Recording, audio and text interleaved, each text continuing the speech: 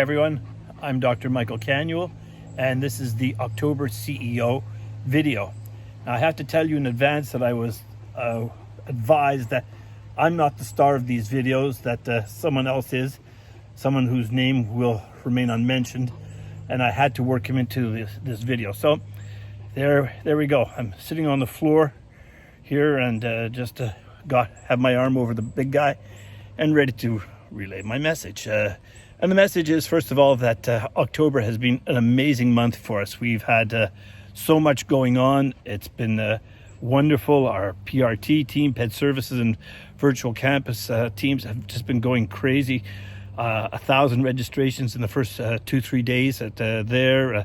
I believe our I Belong project is topping out at several thousand. The same thing with our workshop given by the PRT team. So kudos to everyone. It really is a tribute to the team, everything that we do and how we operate. So thank you for that. I wanted to highlight the fact that in the month of September, we were asked to work on a project, and that it was to put together a virtual schooling option for students with medical exemptions. To be honest with you, this was quite a challenge, and we had very little time to work on it. But as things stand right now, we got classes up and running last week.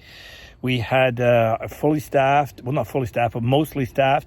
We've got most of our ducks in order in terms of technologies and registration. It has been a monstrous challenge.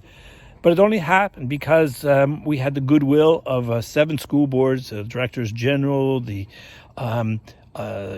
people who are the liaison within the school boards, the directors of educational services.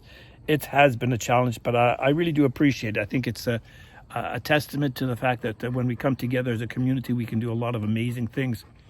The other thing I wanted to mention too is that I'm hoping that this particular school becomes a model for a virtual program, virtual school for our English community, and one that will be there in permanence. We have a lot of students who will continue to need to be exempted from regular face-to-face classes. We have students who attend French schools because the English schools are too far away. We might be able to retrieve them with a program that brings them into into an online format.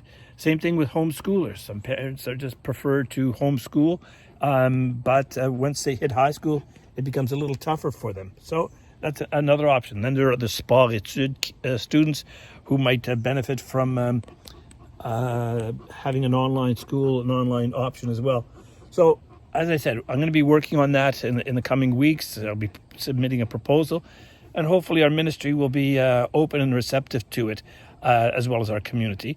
The other little surprise for us is that we found out a couple of weeks ago that our landlord has asked us to move. So in the coming months, we'll be changing locale, and we'll be moving from our current digs on Dagenais boulevard to somewhere else.